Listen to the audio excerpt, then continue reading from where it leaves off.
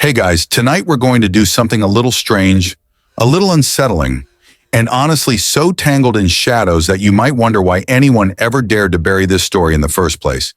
Because when you hear what really happened to the girl they once called Queen Catherine Howard, you'll realize history didn't just forget her, it swallowed her, erased her, and left behind a silence so heavy you can still feel it pressing against the walls of the Tower of London today. And while you're sitting wherever you are, maybe curled up on your bed or half asleep on the couch, picture this for a moment: a long, dim hallway stretching into the distance, cold stone under your feet, and at the end of it, the faint sound of a girl breathing, only she shouldn't be breathing, because the world has already decided she doesn't exist anymore. And if you stick with me tonight, at least not without feeling the chill that Catherine carried with her from childhood to the block where her life ended far too soon. So, before you get comfortable, take a moment to like the video and subscribe, but only if you genuinely enjoy what I do here. And while you settle in, tell me in the comments where you're watching from and what time it is for you right now, because I love imagining this strange, quiet web of people scattered across cities and continents, listening together as one girl's forgotten footsteps echo through the dark. Now, dim the lights. Maybe turn on a fan for that soft background hum, and let's ease into tonight's journey together.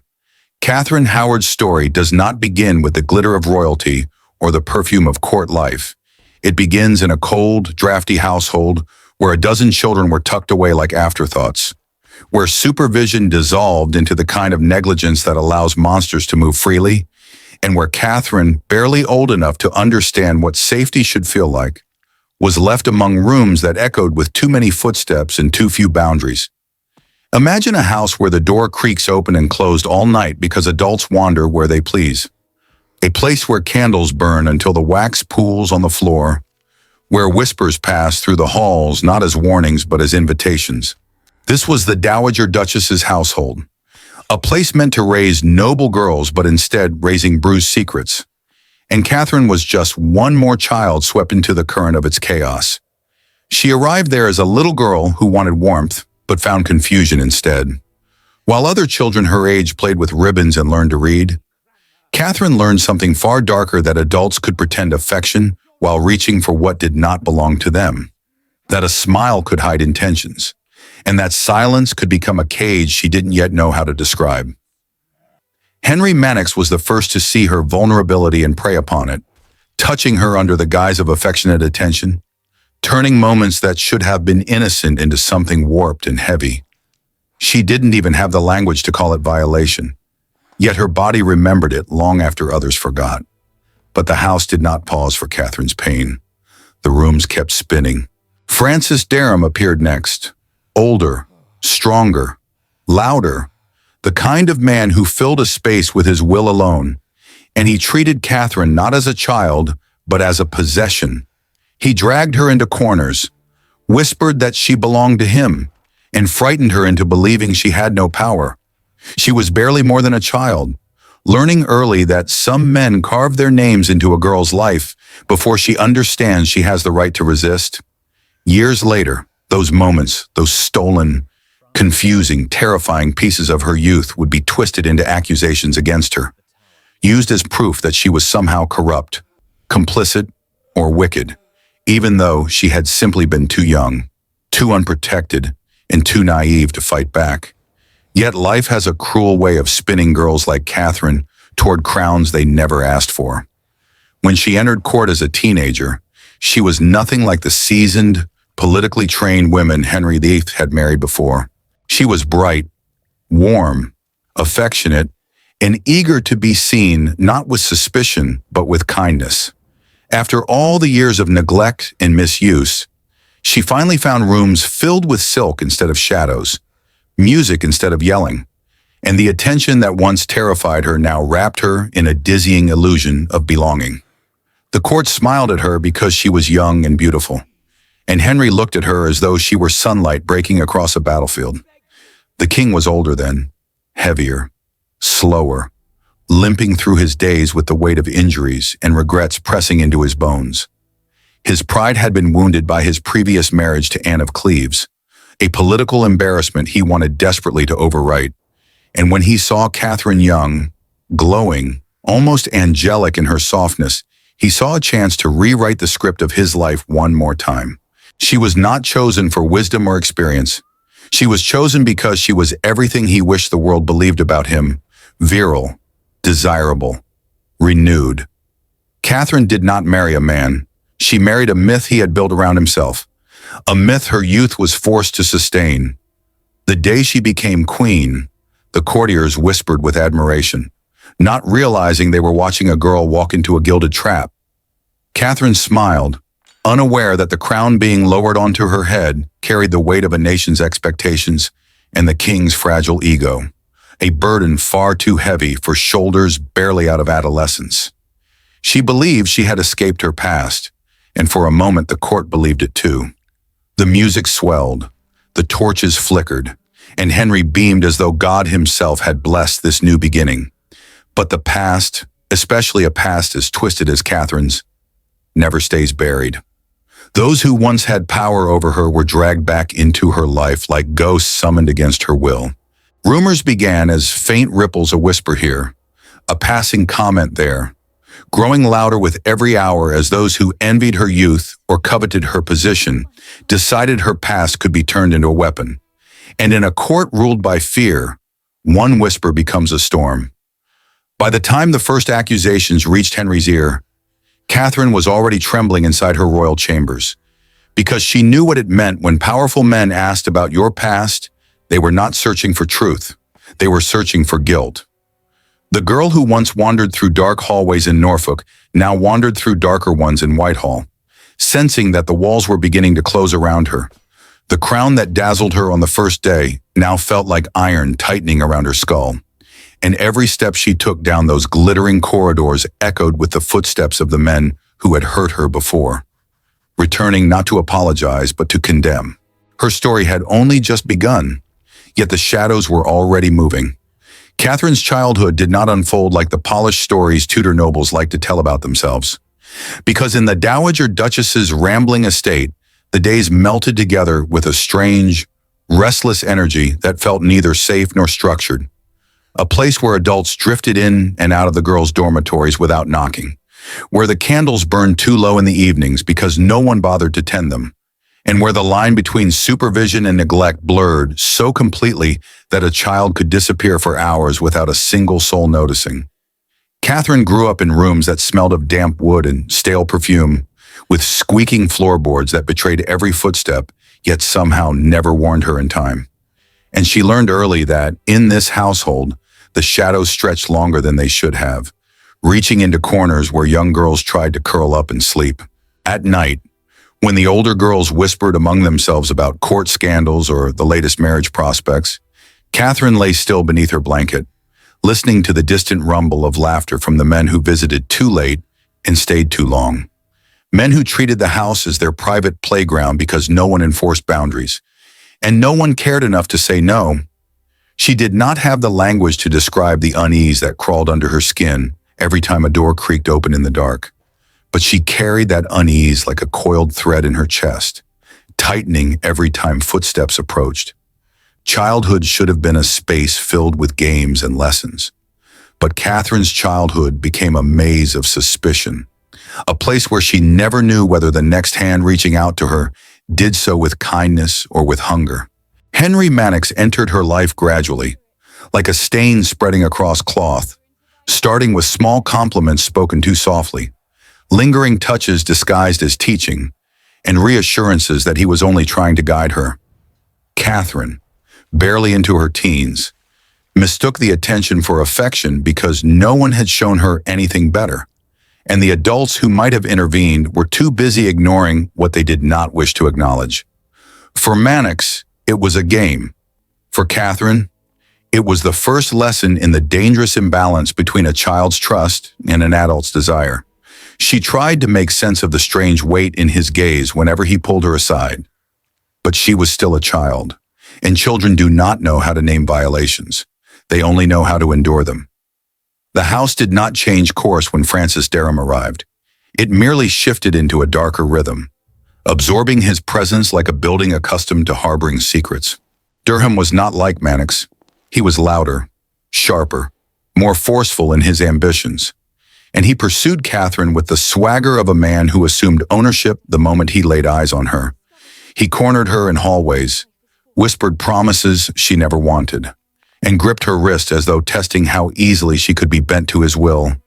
Catherine, caught in the vortex of his attention, felt the walls closing in, yet because no one in the house ever acknowledged that her body was hers to protect, she submitted to the pressure without fully understanding she had the right to resist.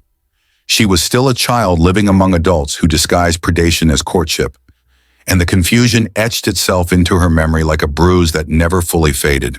In the mornings, Catherine drifted through her lessons with a foggy heaviness, staring at her needlework without seeing it, listening to the music tutors without hearing the notes, trying to swallow the knot in her throat every time someone mentioned Durham's name with sly amusement, as if her fear were a joke shared among the staff. The other girls sometimes teased her gently, not out of malice but out of ignorance, because they too had been conditioned to treat the men's attentions as inevitable stepping stones toward adulthood, rather than as violations that chipped away at the fragile boundaries of childhood. Catherine learned to smile and nod, to pretend she understood the rules of a game she had never chosen to play, and the habit of performing happiness hardened into an instinct she carried into her queenship years later. There were nights when Catherine lay awake, listening to the wind scraping against the shutters, imagining that the world outside the estate might be kinder, imagining that somewhere beyond the trees, girls her age slept peacefully without checking over their shoulders. But every morning she woke to the same creaking ceilings, the same flickering candles, the same footsteps belonging to men who should not have been allowed near the dormitories. And she felt herself hardening into someone who survived by smiling rather than screaming, by downplaying her fear rather than naming it. Even the Duchess, old and weary, drifted through the house unaware or unwilling to confront the chaos breeding under her roof. And Catherine learned that the adults who claimed authority often protected reputation, not children. What Catherine did not realize and could not have realized was how deeply these early experiences would shape the narrative the world later forced upon her. When she became queen, the men who once groomed her would be recast as her willing partners. The encounters that frightened her would be reframed as illicit affairs, and her silence would be twisted into guilt. Every touch forced upon her in childhood became a weapon used against her in adulthood. A twisted irony that Catherine never lived long enough to comprehend fully. The court would eventually accuse her of deceptive behavior. But the truth was simpler and far more tragic. Catherine had been taught from a young age that powerful men set the rules, and women, especially young ones, survived by navigating those rules as quietly as possible. Still, there were moments, small, fleeting, fragile, when Catherine felt the faint spark of something like hope. She would walk through the garden at dusk, feeling the cool air against her cheeks, imagining a future where she might be more than the sum of the men who had claimed her. She watched the older women at court with awe when they visited, observing how they moved with confidence, how they spoke without trembling, how their presence commanded respect. Catherine wanted that kind of identity, one forged not by survival but by choice, and she clung to the possibility that one day she might step into a world where she truly belonged. She never suspected that her path would lead her beyond that estate, beyond her fears, all the way into the royal court where her smile would draw the attention of a king who saw youth as a remedy for his pride. Yet the truth lingered beneath the surface. The shadows Catherine left behind in the Dowager Duchess's house followed her like threads woven into her skin. They shaped how she trusted, how she loved, how she flinched, how she disguised pain with charm. The court believed they were getting a sparkling, innocent young bride, but they were receiving a girl who had spent years learning the language of silence, carrying wounds that no coronation could heal.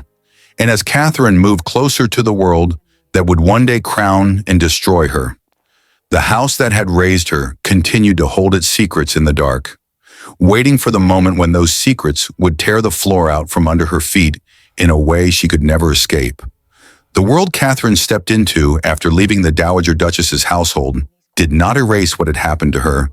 It simply covered it with new music, new faces, and new expectations, layering over her childhood with such swift, dazzling momentum that she barely had time to understand how profoundly she had been shaped by what came before. The courtiers who welcomed her into their glittering routine saw only her youth, her gentle voice, and the soft brightness in her face, unaware that beneath the surface she was still a girl who had learned to smile as a shield rather than an expression of joy. She carried herself with a sweetness that seemed effortless, but that sweetness had been learned out of necessity, because girls who survived in houses like the one she came from learned to diffuse danger with charm and to hide confusion under a mask of pleasant obedience. And Catherine had grown so accustomed to that mask that it fit her like a second skin. As she moved through the court, men and women alike were captivated by her lightness, a kind of graceful radiance that felt refreshing in a palace thick with political rivals and aging egos. Yet Catherine herself drifted through those rooms in a haze of wonder, struggling to understand why anyone cared so much about her presence. She had spent so many years being overlooked, used, pushed aside, and ignored by the adults who should have protected her that the sudden attention felt unreal, almost dreamlike. And she clung to the approval of those around her because she had never been taught what it felt like to be valued in a way that didn't come with strings attached. Each compliment that floated her way filled her with a warm, bewildered pleasure. But beneath that warmth was a trembling uncertainty, a quiet voice asking whether the affection was genuine or simply another form of ownership disguised as kindness. That uncertainty deepened when she realized how many eyes followed her across the chambers. Not with the casual glance of strangers, but with an intensity that made her skin prickle.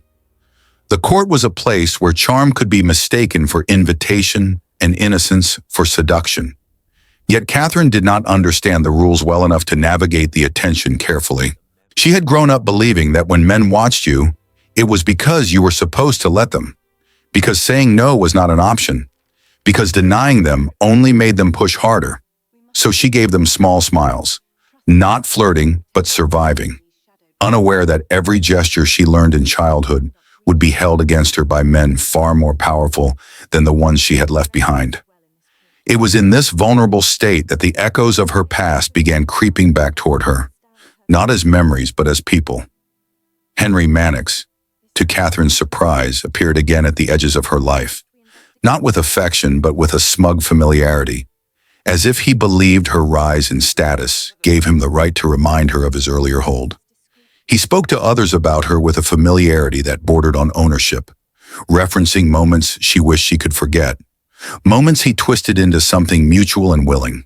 Every time his name reached her ears, Catherine felt the cold rush of dread she remembered from years before. Yet she swallowed it because the court was no place for truth spoken by a girl who had never been taught how to defend herself. Francis Dereham returned as well, sliding back into her orbit with an arrogance sharpened by ambition, convinced that the fear he once carved into her childhood still gave him leverage now.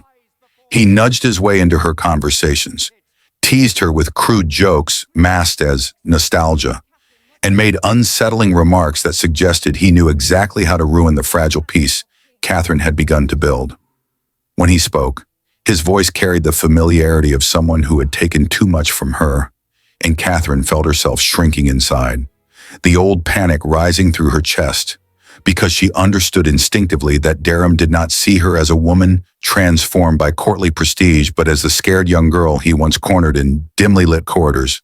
The court, blissfully detached from the deeper layers of Catherine's fear, interpreted Dereham's behavior as flirtation and past affection, an assumption that made Catherine feel trapped inside a misunderstanding she could not correct without dragging her own wounds into the light. Trying to explain the nature of those early relationships would require a vocabulary she did not possess, and even if she had the words, she doubted anyone would listen. Women at court were judged not by their truth, but by the version of truth that served the most powerful men's interests, and Catherine had learned too young that denying a man's story could be more dangerous than letting it stand. Still, a part of her longed to speak, to tell someone that what they saw was not a girl falling back into familiar affections, but a girl reliving the ghost of a childhood that had never been hers to choose. She began avoiding Derham whenever possible, slipping through hallways with a quiet, trembling grace, trying to stay within sight of other women or anyone she believed could keep him at arm's length. But the court was a maze, and Derham was relentless, always managing to find her in moments when she was alone, always repeating that he had been important to her, always implying that whatever she had become now was built on the foundation he laid. The cruelty of it, of course, was that he was right only in the sense that trauma shapes the mind as surely as hands shape wet clay. But rather than empowering her, the memories he stirred hollowed her out from within, making her question whether she deserved the attention she was receiving at court, whether she was an imposter pretending to be pure, when the truth, as Derham framed it, was something else entirely. It did not matter that Catherine had been a child during those encounters. Not to Derham, not to Mannix, and not to a society that viewed girls' experiences through the lens of male desire rather than female vulnerability. What Catherine never realized was that these men, these shadows from her past, would later become the very foundations of the accusations that would destroy her. She could not know that every smile she forced, every polite word she offered, every attempt to avoid confrontation would be interpreted as guilt. She could not know that powerful men would one day drag her childhood into the courtroom and twist it into evidence that she was treacherous, deceitful, and corrupt. She could not know that the story of her youth would be rewritten by others, turned into a weapon sharp enough to sever her future. And so she continued drifting through the court, unaware that she was walking toward a moment where her past and present would collide with a force capable of ending her life. She tried to build new connections, offer warmth where she could, and find small pockets of joy in the music and the dances and the laughter that echoed across the palace floors. She tried to believe that she could outrun the shadows that clung to her. But shadows, especially the kind born in places like the Dowager Duchess's estate, have a way of traveling quietly, waiting for the right moment to reveal themselves. What followed next in Catherine's story was not a continuation of her past, but the moment it was weaponized. And the man who stepped into her life did not just change her future, he became the axis around which her entire fate would spin. Catherine did not notice the exact moment the axis of her life shifted, because it happened so gently that she mistook it for kindness. The kind of kindness she had spent her whole childhood hoping existed somewhere beyond the cold corridors of the Dowager Duchess's house. When Henry began to notice her, it felt at first like sunlight falling across a room that had been dim for too long, a warmth she did not fully understand but instinctively leaned toward. Because for the first time in her memory, the attention of a man did not come wrapped in threats or whispers or hands that reached for what she did not offer. Henry looked at her as though she were a rare, fragile thing worth admiring. And Catherine, who had never been taught to question approval, let herself believe that something gentle might finally be happening in her life. She saw the king not as the figure who shaped the destiny of nations, but as a large, aging man who winced when he walked, whose legs betrayed him more often than he wished anyone to know, and whose eyes flickered with a strange mixture of pride and loneliness. The court whispered that he had grown softer after his humiliation with Anne of Cleves, that he sought validation like a man gasping for air, and Catherine stepped unknowingly into the space that his wounded ego had carved open. She smiled because she was used to smiling, and Henry interpreted that smile as hope.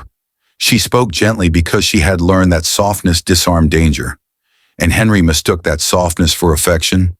Every instinct Catherine developed to survive men who frightened her became, in Henry's mind, proof that she adored him. The truth was far more complicated. Catherine did not love Henry, but she also did not fear him the way she feared other men. There was a heaviness about him, an almost childlike vanity wrapped in layers of power, and she approached him with a careful, instinctive empathy that surprised even herself. She knew what it felt like to be overlooked, dismissed, or used, and in Henry she sensed a man who feared those things even more than she did. His injuries, his weight, his age, all these things gnawed at him, creating a restlessness that Catherine sensed before she understood it. When he leaned on her presence to soothe his insecurities, she offered the only currency she knew: warmth. She did not realize she was stepping into a role she would not be allowed to leave. The court erupted with delight when Henry's fascination with her became obvious. Because a king in love, or what a king believed love to be, created opportunities. Poets praised Henry's renewed vigor, courtiers praised Catherine's beauty, and the political factions whispered calculations behind gloved hands, wondering how this young girl might sway the king's next decisions.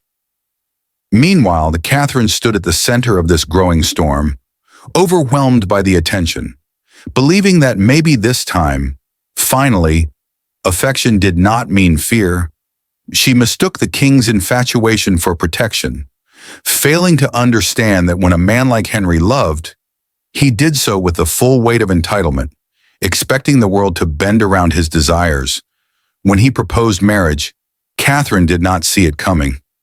The idea that she, a girl whose childhood had been shaped by chaos and confusion, would become Queen of England felt absurd, almost dreamlike, and she accepted it with the same stunned, breathless bewilderment as someone lifted unexpectedly out of a river just moments before drowning.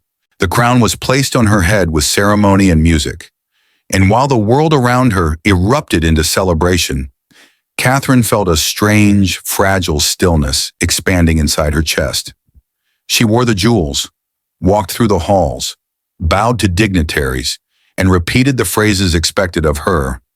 But underneath it all, she carried the unsettling sense that she was wearing a costume designed for a person she had never been given the chance to become. Henry adored her in ways that were both smothering and blind. He saw her youth as proof of divine favor, her beauty as evidence of his continued virility, and her belief in him as validation that he remained a man worthy of adoration. Catherine became the mirror in which the king viewed the version of himself he wanted the world to see, and she worked hard to reflect that image back to him, because she had learned throughout her life that men became dangerous when they felt diminished. She walked with grace, spoke softly, and smiled with practiced ease, unaware that every gesture she performed for his comfort pushed her deeper into a role she could not escape. Yet beneath the glittering spectacle of their marriage lay the quiet reality that Catherine never stopped being that girl who navigated the world by sensing danger before it arrived. She saw Henry's temper flicker beneath his charm, felt the tension beneath his compliments, and noticed the way the court held its breath whenever he entered a room, as though waiting for a storm they hoped would pass them by. She understood that her safety depended entirely on the king's affection, and she, who had learned to survive by pleasing powerful men, leaned into the role with desperate determination. But she was still young, too young, and the court, with its labyrinth of secrets, assumptions, and invisible traps, remained a world she did not understand well enough to anticipate.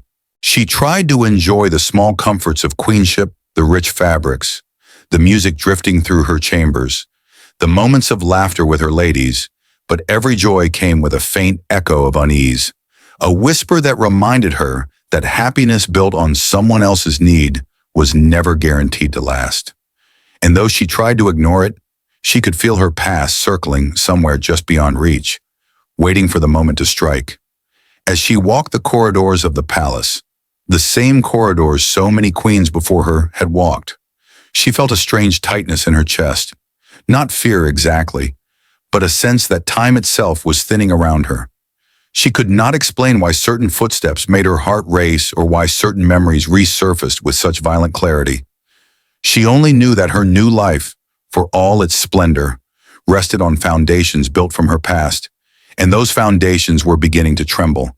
And while the king basked in the glow of his young bride, the shadows behind her grew darker, ready to reshape her fate in ways she could not yet imagine. Catherine tried to convince herself that marriage would soften the edges of her unease, that once the ceremonies faded and the court settled into its familiar rhythm, she might find a pocket of peace tucked somewhere inside the endless demands of queenship. But the palace, with its echoing chambers and its suffocating splendor, did not feel like refuge. It felt like a stage built for a performance she had never rehearsed, a place where every smile she offered and every gesture she made became a spectacle for eyes trained to judge. She had been raised without guidance, without protection, without structure, and now she was expected to embody poise and grace in rooms full of people who weighed every breath she took as if they were searching for a flaw that might one day feast upon her bones. The king adored her at first in a way that felt almost overwhelming, showering her with jewels, parading her before foreign ambassadors with pride swelling across his chest, and calling her his rose without thorns. A phrase that made the courtiers nod approvingly while Catherine forced another delicate smile.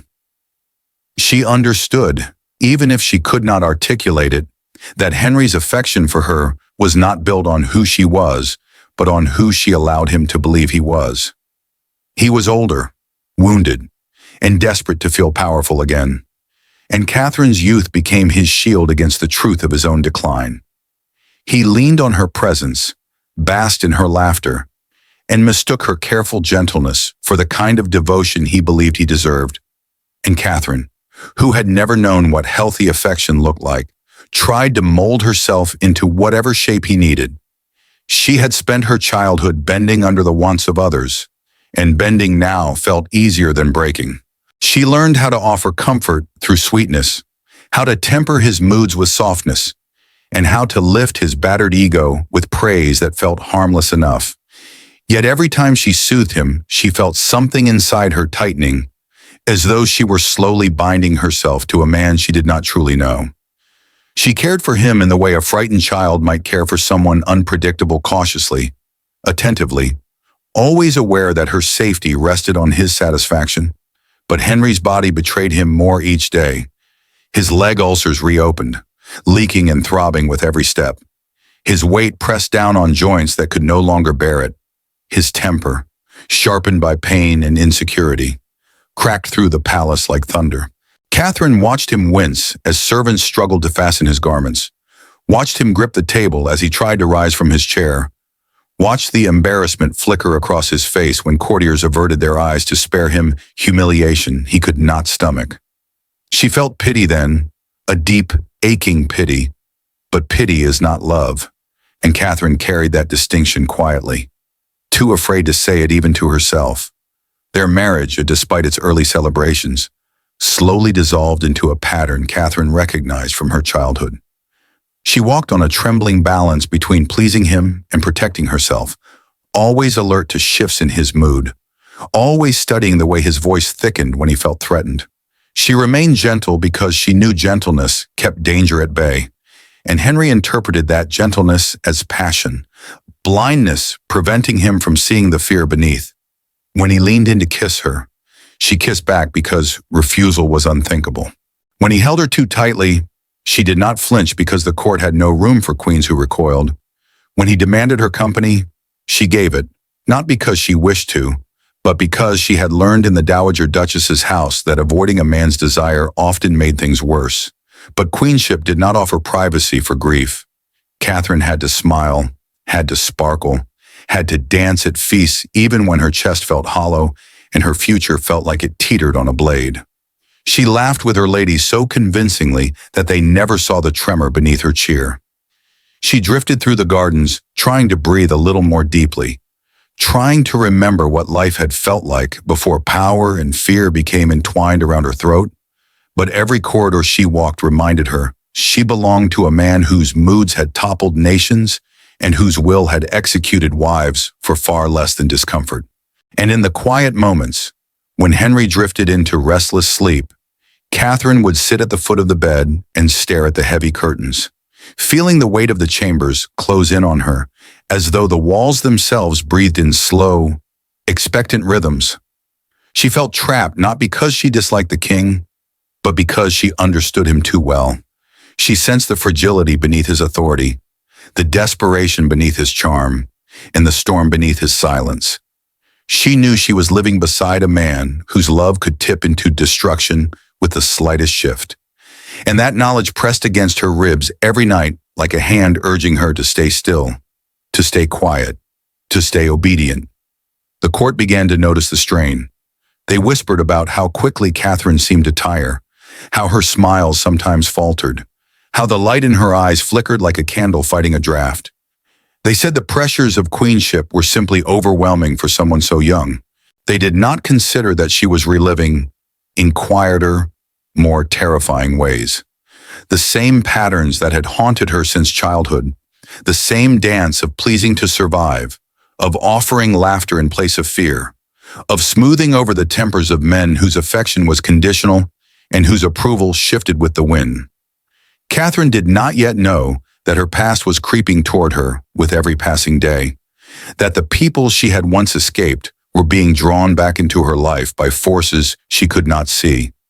She did not know that Henry's interest in her would become the very reason her secrets were dredged up and twisted into something monstrous. She did not know how quickly tenderness could transform into suspicion, how rapidly admiration could rot into paranoia, how the same gaze that adored her youth could condemn her immaturity. But she felt something gathering in the distance, a faint trembling, like the first dull roar of a wave far offshore. She sensed that the palace, with all its glittering promises, was not built to shelter her but to judge her. She sensed that the crown she wore so delicately had teeth hidden beneath its gold, and she sensed, though she could not admit it aloud, that the life she was living was not leading her toward safety, but toward a reckoning shaped from everything she had endured and everything she had been forced to hide. And in the soft, trembling quiet of their chambers, while Henry slept with the uneasy breathing of a man haunted by his own decay, Catherine placed her palms against the cold sheets and wondered not for the first time whether she was walking toward a life she could endure or toward a fate she had never been taught how to escape. She did not notice the exact moment when the softness of her marriage shifted into something sharper, because at first the change felt like nothing more than the faint pressure of a storm against distant windows, the kind of tension that sits quietly in the air long before anyone acknowledges its presence. Catherine was still trying to survive each day with practiced gentleness, still smoothing her voice into something calming whenever Henry's temper flared, still performing the delicate choreography of being the woman he needed her to be. Yet somewhere in the palace corridors, eyes began lingering on her differently, not with admiration or pity, but with calculation, as if the court had started listening for a crack in the surface of her life that could be pried open with careful fingers. Cranmer was the first to sense something worth exploiting, though Catherine never understood why her existence unsettled him so deeply. He watched her with the quiet suspicion of a man who viewed youth as frivolity and beauty as danger, and every movement she made seemed to confirm the unease twisting beneath his robes. She did not know that in the shadows of the court, her name had entered whispered conversations, not because she had done anything wrong, but because powerful men were beginning to think ahead, to examine how Henry's marriage might shift the political board in directions they found uncomfortable. Catherine had become a symbol, and symbols are dangerous when they do not behave exactly as the players expect. The first spark came from gossip so faint she barely felt the heat from it. A harmless remark from a lady-in-waiting, a careless mention of her past from someone who thought themselves clever, a small thread tugged loose in a tapestry already stretched too tight. But gossip has a way of slipping under doors and sliding between cracks, and by the time Catherine heard whispers of her name spoken in rooms she never entered, the rumors had already curled like smoke through the palace, feeding on speculation until they swelled into something darker. Catherine tried to ignore the murmurs, telling herself that every queen endured scrutiny, but the way people paused when she stepped into a chamber made her stomach tighten with the same old dread she remembered from the Dowager Duchess's house. The first formal inquiry did not announce itself. It seeped into her days gradually, like a stain blooming beneath fabric. She noticed that certain courtiers began avoiding conversation with her, their smiles suddenly thin, their bows too quick, as if proximity to her carried a risk they did not yet understand but instinctively feared. She noticed that her ladies-in-waiting glanced at each other when she asked harmless questions, that they hesitated before answering, that they whispered late at night when they believed she was asleep. She noticed that Cranmer lingered too long in the doorway when summoned, that his eyes flicked across her face with an intensity that made her skin prickle, as though he were searching for guilt written directly into her expression. And then, very quietly, the past she had tried so desperately to bury was dredged up by hands that were not gentle. Someone asked about Henry Manox. Someone asked about Francis Durham. Someone asked questions Catherine had spent years trying not to remember, and each answer she offered, no matter how carefully softened by truth or confusion, seemed only to tighten the snare around her. She felt the old terror rising beneath her ribs, the same terror that had followed her throughout her childhood. Yet she was no longer a powerless girl in a chaotic house, but a queen trapped in a palace where every wall had ears and every silence breathed judgment. Cranmer began circling her life with a precision that felt unnatural, as though he believed each innocent detail she offered concealed a darker meaning he alone could detect. He interviewed her ladies, questioned her servants, sifted through her belongings, and recorded every rumor with a reverence he rarely reserved for scripture. Catherine, who had never been taught how to defend herself against men like him, found herself answering questions she barely understood. Her voice trembling, not from guilt, but from the memory of how easily adults could twist the truth when it suited them. She spoke softly, because softness had always protected her. But in these rooms, softness only seemed to confirm what they wanted to believe. Durham's name resurfaced with a weight that crushed the breath from her chest. He had spoken too boldly, bragging about their past with the arrogance of a man who saw the queen not as a monarch, but as a girl he once controlled. And Cranmer, who knew how to weaponize even the faintest suggestion, snatched those words and spun them into a threat that could topple her. Catherine tried to explain that she had been young, that she had been frightened, that she had never understood the power dynamics at play. But no one wanted to hear the truth. In the court's mind, a girl's fear was irrelevant. Only her perceived transgressions carried weight.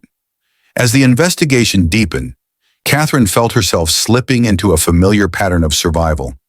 She had learned as a child to gauge the danger in a man's voice, to read the temperature of a room with instinct sharper than logic, and now those skills returned with painful clarity.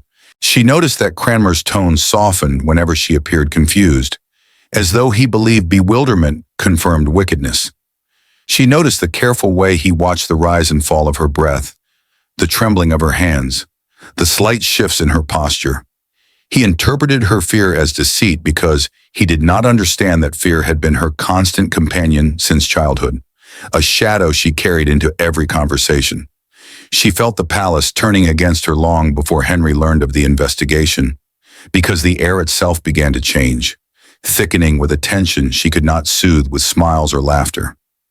Her footsteps sounded louder in the corridors. Her chambers felt colder at night. Her meals tasted metallic, as though her body already knew it was bracing for the blow that would soon fall. She clung to her ladies for comfort, but some of them avoided her gaze, afraid that proximity to her might stain them with suspicion. Others watched her with pity, recognizing too late that the crown she wore had become a chain. And yet, through all this, Catherine still hoped naively, desperately, that Henry might save her. He was the king. He had chosen her. He claimed to adore her. She believed that love had power, that affection could shield her from politics, that the man who praised her beauty and youth would never allow others to tear her apart. It was a child's hope, clinging to the idea that someone stronger might intervene.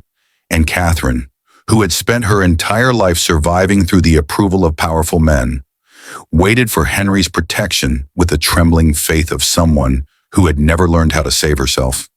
But the investigation had already taken on a life of its own, fed by ambition, morality, and the sharp hunger of men who believed they were restoring order to a world thrown off balance by a king's foolishness. Catherine did not understand that once suspicion took root in the Tudor court, truth became irrelevant. Only the story that benefited those in power would survive. And as the net tightened around her, as the whispers grew louder, as Cranmer prepared the accusations that would seal her fate, Catherine felt the same suffocating dread she had known as a child, except now there was no dark corner to hide in, no closed door to protect her, no adult to whom she could whisper the truth. There was only the crown, the court, and the approaching shadow of a reckoning she could neither escape nor comprehend. She felt the shift inside the palace long before the first official accusation was spoken aloud, because the air around her seemed to stiffen, pulling tight against her skin like fabric shrinking in cold water, and every corridor she walked through carried a silence that did not belong to ordinary days. Catherine had grown up learning how to sense danger before it arrived, and now her instincts rattled inside her like a warning bell chiming behind closed doors. Her ladies walked a step farther from her than usual, their glances lingering in ways that made her heart clench, and every whisper that traveled along the gallery seemed to stop just as she approached, as if the walls themselves were swallowing her name. But still she tried to convince herself that Henry would protect her, that the king who once called her his rose without thorns would never let suspicion override affection. She clung to that belief like someone hanging from the edge of a cliff, unaware that the fingers she depended on had already begun to loosen their grip. When the council finally informed her that she was under investigation, the words did not strike her like a blow, but rather like the slow, cold seep of water rising around her ankles, spreading upward with chilling inevitability. She had always feared that her past would follow her, but she never imagined it would be twisted into a weapon sharp enough to slice through her very identity. Catherine stood there, trembling, listening to the voices of men who believed themselves righteous, men who claimed to be defending the king's honor, men who refused to acknowledge the difference between a frightened child and a deceitful woman. They questioned her with the precision of a surgeon cutting into flesh, and each carefully shaped word forced memories to surface that she had spent years trying to bury. She felt small under their scrutiny, shrinking further with every breath, as if the room itself were collapsing inward and she was powerless to stop it. She tried to explain herself, tried to speak of fear and confusion and the lack of consent she had never understood how to articulate, but the council did not care for nuance.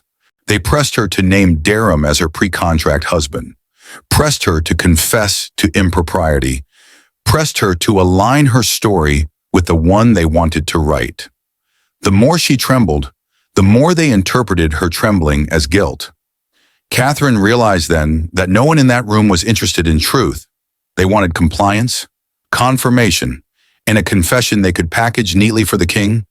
She learned quickly that defending herself only made them look harder for a lie.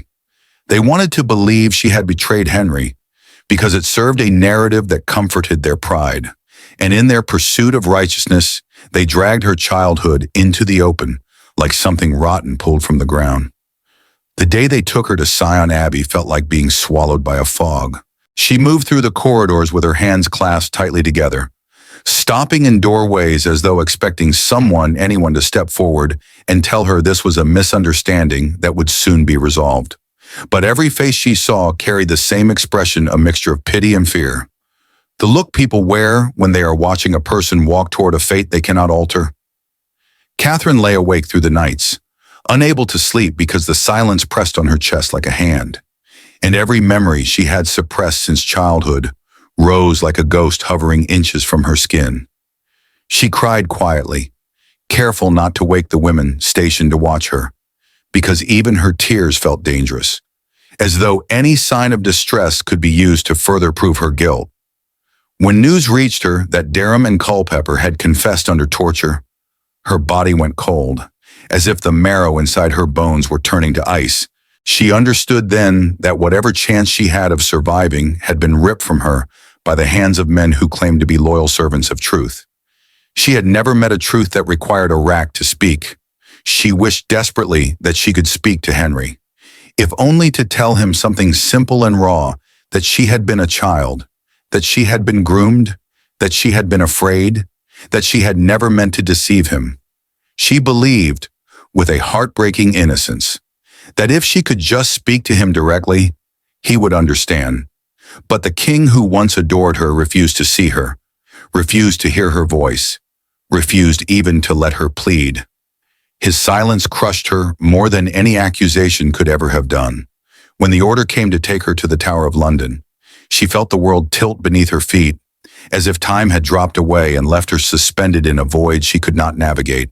The river journey was slow and unnervingly quiet, the oars dipping into the dark water with the rhythm of a heartbeat fading into stillness. She sat motionless, clutching her cloak around her shoulders, watching the water ripple like something alive beneath the boat.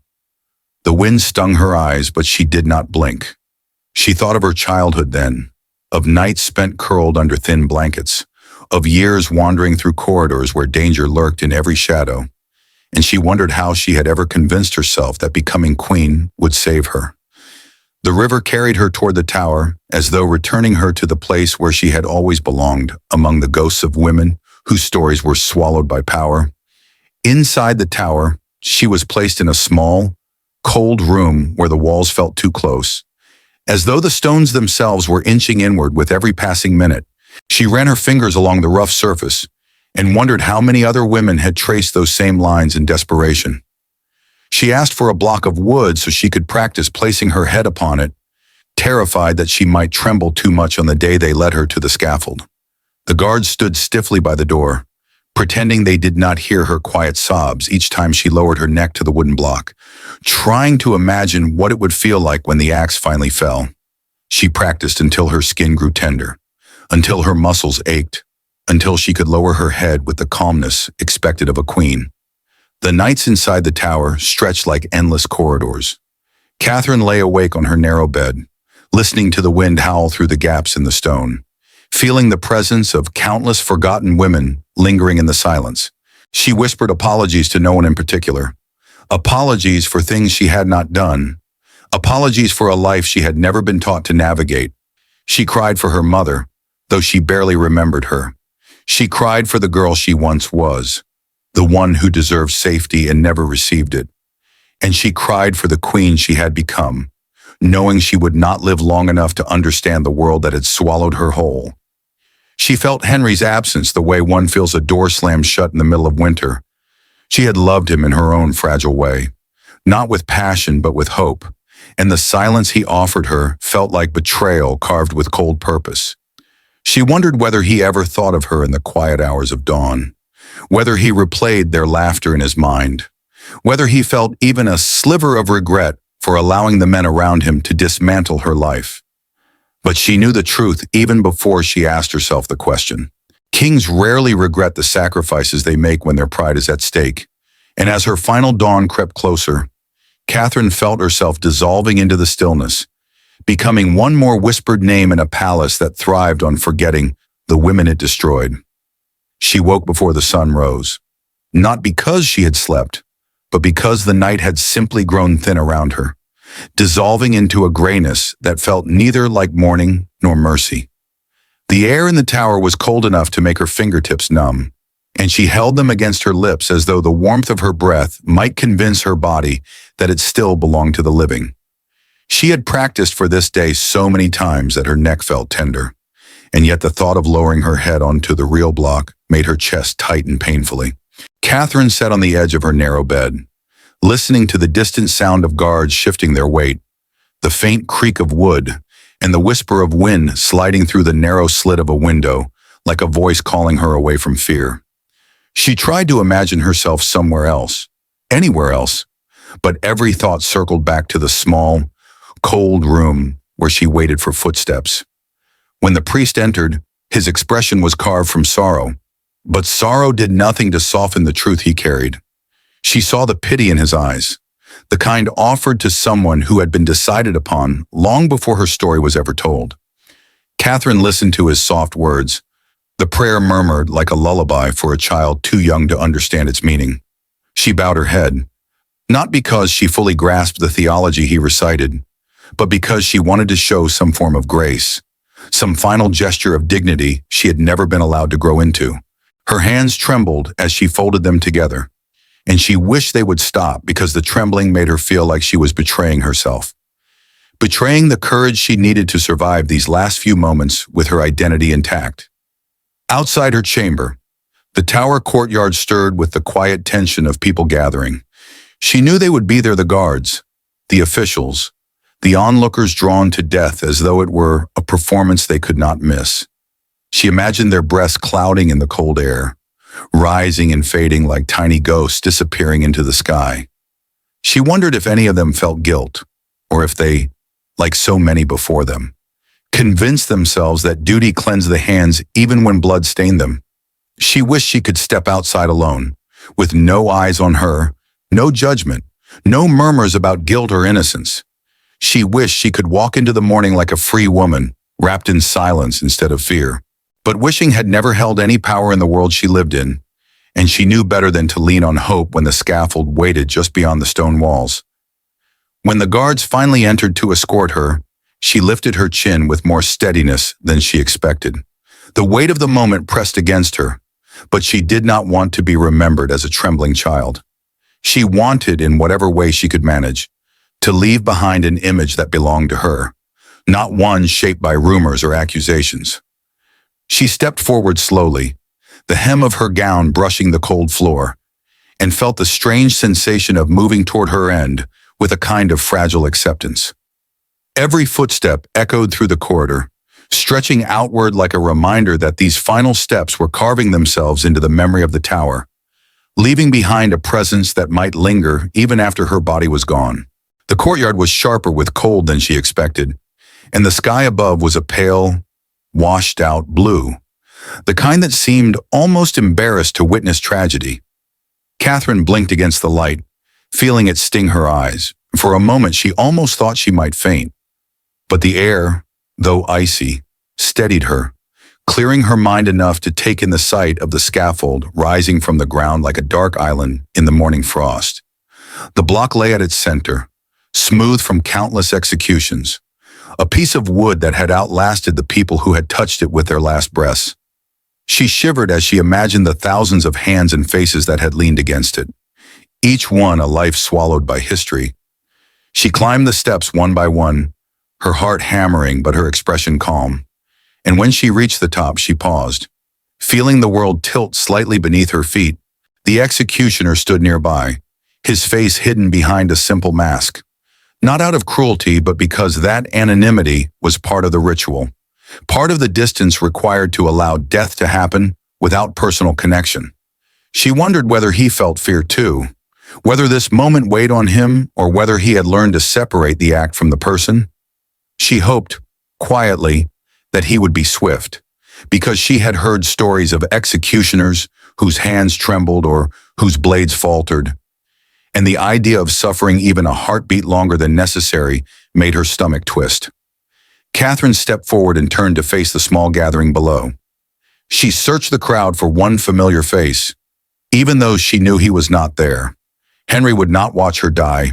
He had wrapped himself in the comfort of distance, leaving her fate to unfold without his presence. She tried not to feel bitterness, tried not to let the absence sting, but the emptiness where he should have stood felt like a second execution, one that cut deeper than any blade. She whispered a few words, asking forgiveness for any wrong she had done, and then she knelt, adjusting her gown so that it fell gracefully around her. She placed her hands before her for balance, then inhaled deeply, steadying herself. As she bent toward the block, she closed her eyes for a moment longer than necessary, letting the darkness behind her eyelids gather her thoughts. She thought of her childhood, the loud halls, the cruel laughter, the hands that never held her gently. She thought of her brief time as queen, the glittering world she had stepped into without armor or guidance. She thought of the girl she used to be, the one no one had protected. And then she thought of the quiet she hoped would finally come. A quiet where her name was no longer spoken with judgment, where her past no longer rose like smoke to choke her. She lowered her neck with practiced calm, letting her cheek touch the cold wood, its smoothness grounding her in a final moment of stillness. The world around her faded into a blur of color and sound, and she felt herself drift inward, as though her thoughts were folding softly around her, like fabric settling over skin. The executioner lifted his blade slowly, respectfully, giving her the dignity she had seldom been granted in life. The crowd held its breath, the air thick with anticipation and sorrow. And for one heartbeat, Catherine felt something like peace settle inside her chest. A soft, weightless quiet that wrapped her like warm cloth. And then, with a single motion, the world shifted. In that final moment, the girl who had been used, blamed, and reshaped by the desires of others slipped beyond reach, leaving behind a silence too gentle to belong to tragedy, a silence that did not scream or linger, but simply settled like dusk over water. Her story, fragile as it had been, drifted into the stillness of the morning, carried by the hush that followed her departure, and the tower seemed to exhale as though releasing a ghost it had held too tightly. Her life ended, but the sorrow she left behind continued to ripple outward softly, touching every stone, every corridor, every breath of wind that brushed past the scaffold, reminding the world that some tragedies are too quiet to fade. When her body was carried away and the crowd dispersed in a hush that felt almost embarrassed, As do I, the Catherine. tower returned to its usual world rhythm, outside is as often though too death were loud. simply another passing hour in a place that had swallowed too many lives to linger on one more. Yet something in the air remained unsettled, a faint tremor that threaded through the walls, reminding anyone who walked the corridors that the girl who had knelt at dawn did not vanish entirely. The stones held her final breath, the wind held the faint echo of her prayer, and even the river, indifferent as it flowed past the fortress, seemed to move with a slower, heavier current, as though mourning quietly in its own cold way. Catherine's absence slipped through the tower like a shadow, soft but persistent, one that made guards pause at doorways without knowing why, one that caused candles to flicker in rooms with no draft. She had been so young, too young to leave behind anything solid, and yet her memory clung to the place like mist unwilling to lift. In the palace far from her final resting place, Henry received the news not with shock, not with visible grief, but with a stillness so dense that even his counselors held their breath, unsure whether silence meant acceptance or a storm gathering behind his ribs. The king had grown accustomed to discarding wives as though each one were a chapter he could tear from a book, rewriting the story to suit whatever narrative allowed him to sleep at night. Yet Catherine's death settled differently inside him, not as guilt but as an irritation, like a splinter that refused to dislodge, reminding him of a youth he could no longer possess, of a tenderness he pretended had never existed, of a desire he believed should have been worshipped. He spoke her name only when necessary, and even then his tone hardened around the syllables, as though the sound itself tasted bitter on his tongue. He preferred to let others speak of her fate as justice, and they did, eager to agree with the man who held their lives in his hands.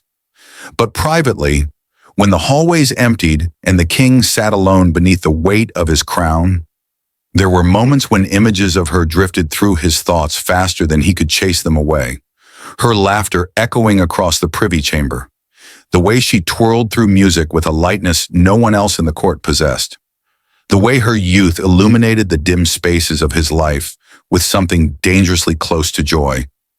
Those memories did not soften him. They stung him like reminders of what he had devoured, of what he had crushed under the need to control every breath around him. To acknowledge her innocence, or even her vulnerability, would require him to confront the monstrous shape his power had taken. So he did what he always did when confronted with the consequences of his actions. He chose silence, the kind that buried the past beneath the weight of royal decree. The court, eager to survive, followed his example. People who had once bowed before Catherine, who had complimented her gowns, who had shared whispered jokes with her in the galleries, began removing her memory from conversation as though erasing her could remove the fear that had settled in their bones. Her portraits were taken down quietly, her belongings packed away, her name struck from certain lists, her presence folded into the kind of whispered cautionary tale no one dared say aloud in daylight. Some courtiers claimed she had always been foolish.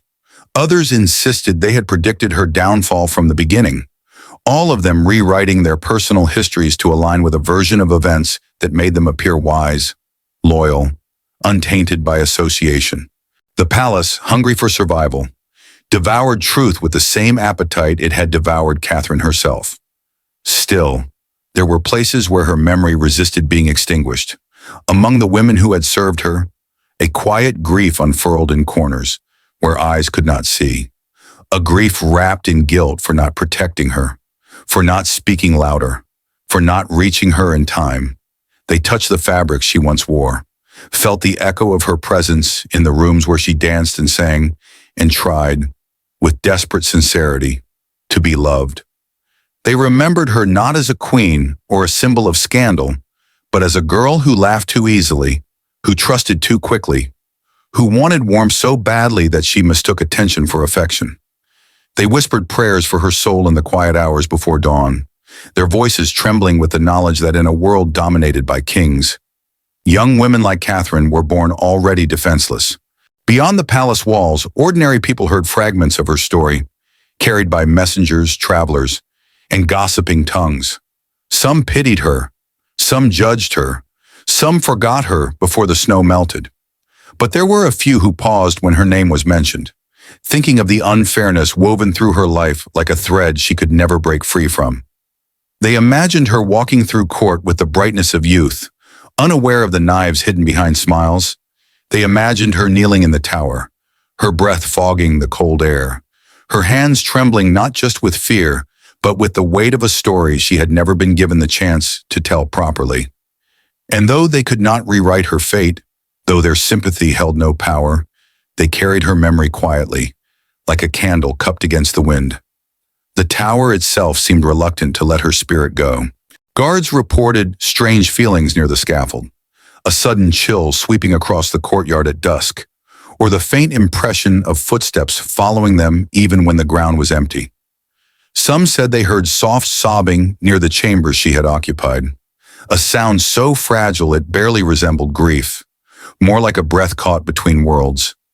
No one admitted hearing it officially, not wanting to be mocked or accused of superstition, but the stories traveled beneath the surface of daily life, haunting the soldiers who patrolled the grounds alone at night. Catherine had been too young, too frightened, too full of unspoken truths to disappear without leaving something behind. And the tower, which had consumed so many voices, seemed to hold hers gently, as though ashamed of what it had done. In the months that followed, Henry remarried, as he always did, and the court adjusted itself to a new queen with the resilience of a garden trampled repeatedly, yet determined to bloom. Catherine's absence became another chapter in a long line of tragedies, another reminder that the crown did not choose its brides for happiness, but for utility, obedience, and silence. Yet her story lingered in the quiet spaces, in the sigh of a servant who remembered her laughter, in the pause of a musician who recalled her dancing, in the fear of a young woman entering court for the first time who saw in Catherine's fate a warning sharper than any blade. History would reduce her to scandal, strip her of nuance, claim her downfall as proof of vanity or foolishness. But beneath those simplified layers remained the truth of a girl born into a world that devoured girls like her, a world that punished innocence as harshly as guilt, a world that offered crowns that were heavier than they appeared. Catherine Howard did not die because she was wicked. She died because she was unprotected in a place where protection was the only currency that mattered. And so her memory lived on, not in the triumphant songs of kings or the polished lines of official chronicles, but in the soft, trembling breaths of those who knew what it meant to be powerless, in the quiet sympathy of anyone who had ever been too young in a world too cruel, in the whispering halls of a tower that had claimed too many lives and regretted too few. Her story ended at dawn, but the sorrow she left behind stretched far into the nights that followed, reminding anyone who dared to look closely that some tragedies do not shout their presence. They fade like a candle in a draught, leaving behind only the faintest warmth, the softest echo, and the haunting certainty that she deserved more than the world was willing to give.